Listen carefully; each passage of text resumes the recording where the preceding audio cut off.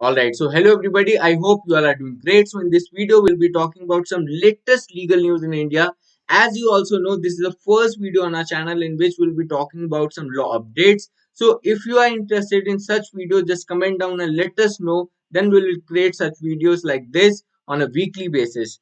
तो इसके वीडियो के अंदर जो फर्स्ट जो न्यूज है वो रहने वाली है कलकत्ता हाई कोर्ट की, जिसके अंदर कोर्ट ने ये बोला था that FIR is not an encyclopedia, omissions in the first information statement not fatal। यानी कि इस एक केस आया था कलकत्ता हाई कोर्ट के अंदर, अपील हुई थी एक कन्विक्शन की, जो कि एक 14 ईयर ओल्ड गर्ल के साथ सेक्सुअल असॉल्ट हुआ था। जो एक्यूज है उसने अपील की थी, अपनी कन्विक्शन को चैलेंज किया था, और जो डिसीजंस दिए थे ट्रायल कोर्ट ने उस चीज को चैलेंज किया था, और ये बोला था जो विक्टिम साइड है यानी कि जो गर्ल है उसकी एफआईआर के अंदर जो चीजें उस व्यक्ति के ऊपर बाद में लगाई गई वो एफआईआर के अंदर नहीं थी। यानी कि जो एफआईआर के जो कंटेंट्स थे वो डिफरेंट थे जो बाद में स्टेटमेंट रिकॉर्ड की गई कोर्ट के अंदर।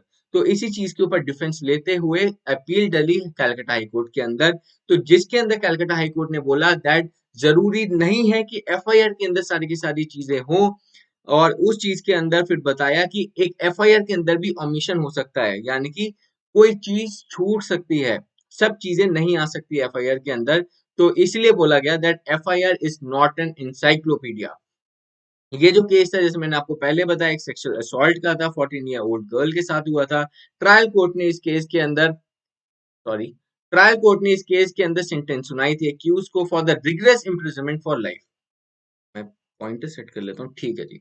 The accused argued against the conviction, citing omissions and discretions in the victim's statement, delaying in lodging the FIR, absence of DNA testing and injuries। और इसी के साथ साथ आपको ध्यान रखने वाली चीज इसमें ये है कि ये जितने भी केसेस होते हैं जस्ट लाइक सेक्सुअल असॉल्ट हो गया या फिर रेप हो गया, तो इसके अंदर एक डीएनए टेस्ट की रिपोर्ट आती है, और कई केसेस में ये होता है कि डीएनए टेस्ट रिपोर्ट जो है कोर्ट में सबमिट नहीं होती। तो एक किसका फॉल्ट होता है ये देखा जाए तो फॉल्ट होता है इन्वेस्टिगेटिंग ऑफिसर जो उस केस को इन्वेस्टिगेट करता है। तो इस चीज के अंदर कोर्ट ने यही बोला था कि अगर किसी केस के अंदर इससे रिलेटेड अगर इन्वेस्टिगेटिंग ऑफिसर द्वारा डीएनए टेस्ट रिपोर्ट नहीं लगाई गई है तो उसका जो डिसएडवांटेज है, यानी कि जो एडवांटेज एडवांटेज तो किसको मिलेगी, ये कहना चाहते हैं कई लोगों को मिलता है एक्यूज को मिल जाएगी, डीएनए टेस्ट में नहीं आया तो वो एक्यूज एडवांटेज ले जाएगा। तो इस चीज का एडवांटेज ना दिया जाए, बिकॉज जो विक्टिम है उसकी गलती तो नहीं है ना, उसके साथ तो हुआ है, विक्टिम की गलती नहीं है। गलती किसकी है, इन्वेस्टिगेटिंग ऑफिसर्स की जो इन्वेस्टिगेट कर रहे हैं केस का, कि उन्होंने डीएनए टेस्ट नहीं करवाया। बिकॉज प्रोसीजर्स के हिसाब से जो क्रिमिनल प्रोसीजर कोड कहता है, जो जितने भी ये सब चीजें होती हैं वो एक इन्वेस्टिगेटिंग ऑफिसर की ड्यूटी बनती है ये सब चीज करना, विक्टिम को थोड़ी पता है।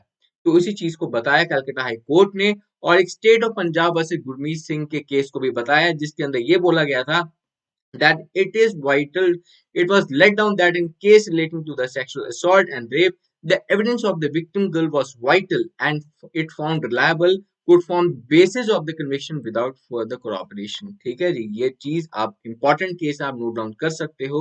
इसी चीज को लिखते हुए उन्होंने डीएनए टेस्ट को भी बताया कि ये जरूरी नहीं है, और जो विक्टिम है उसको इस चीज का डिसएडवांटेज ना दिया जाए। तो इसी के साथ साथ जो नेक्स्ट न्यूज है वो निकल कर आती है क्लब हाउस चैट केस की। जैसे कि आपको भी पता होगा क्लब हाउस कितना वायरल हुआ था अभी पीछे, तो उस चीज के अंदर एक first bail application move on हुई थी जो की गई थी यश कुमार प्रशर द्वारा।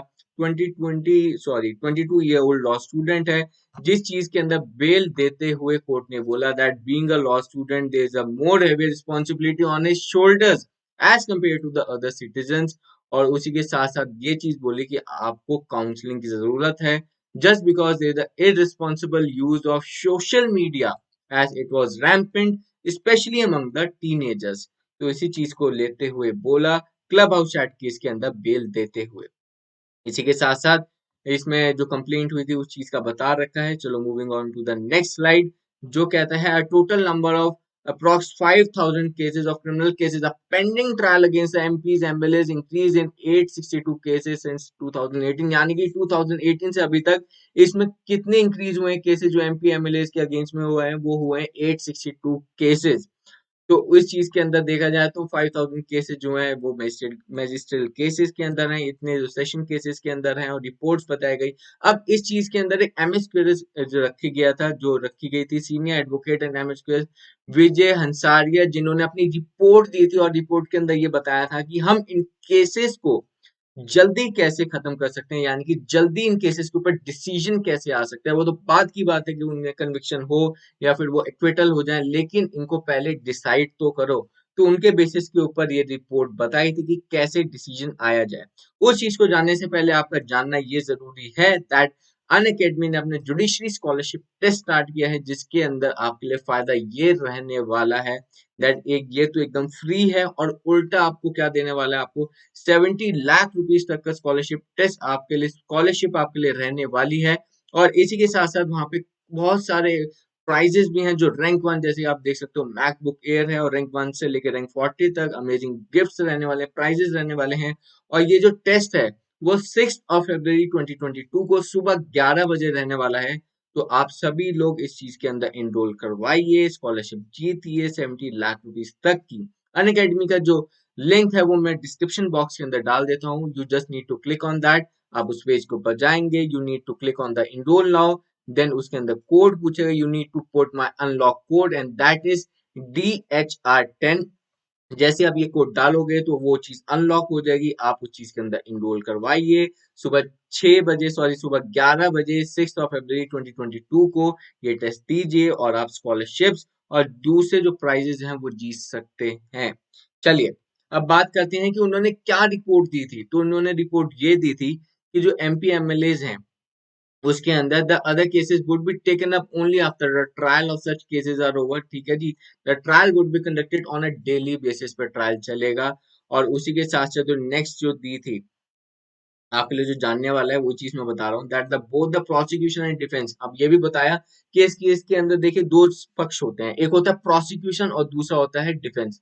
प्रोसिक्यूशन मतलब कंप्लेनेंट साइड, डिफेंस होता है एक्यूज साइड। तो दोनों कॉपरेट करेंगे ट्रायल करते हुए। अब ऐसा नहीं होना चाहिए कि वो डेट लें, एडजर्नमेंट नहीं मिलेगी, ये नहीं बोला जाएगा आज नहीं कल कर लेंगे परसों कर लेंगे, आज काउंसिल नहीं आए आज कुछ हो गया तो एडजर्नमेंट नहीं मिलेगी।